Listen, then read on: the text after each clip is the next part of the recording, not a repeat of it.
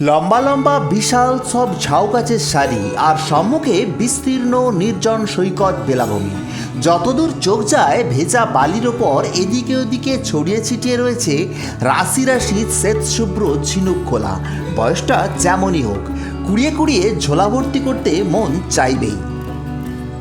আর ঠিক তখনই পূর্ব আকাশ জুড়ে ছড়িয়ে পড়েছে প্রভাতরবির সোনালি আভা। মৃদুমন্দ সামুদ্রিক বাতাসে তখন সদ্য জেগে ওঠা বীচের সামুদ্রিক গন্ধ। সব মিলিয়ে দুর্দান্ত একটি সকাল।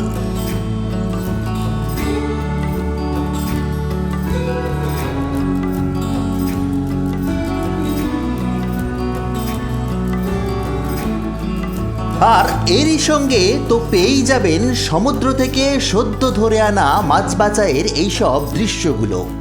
ভাটার সময় যে সমুদ্রের দেখাই পাওয়া যায় না, যা চলে যায় বেশ কয়েক কিলোমিটার পিছনে, তাকে পুনরায় দেখতে পাবেন জোয়ারে তার নিজের ছন্দে। আর সত্যি বিশ্বাস করুন, এই নির্জন বিচে লাল কাঁকড়ার পিছনে ছুটে বেড়ানোর আনন্দটা এখানে একদম ফ্রি।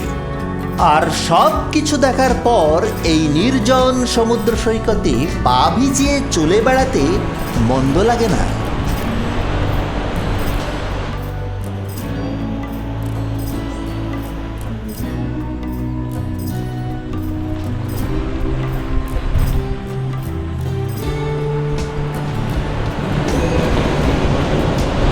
জোয়ারের সময় মন চাইলে সমুদ্র স্নানটা সেরে নিতেই পারেন, তবে সেটা আপনার সম্পূর্ণ ইচ্ছাধীন। আর এটাই সেই ধুপলাগড়ি সি বিচ।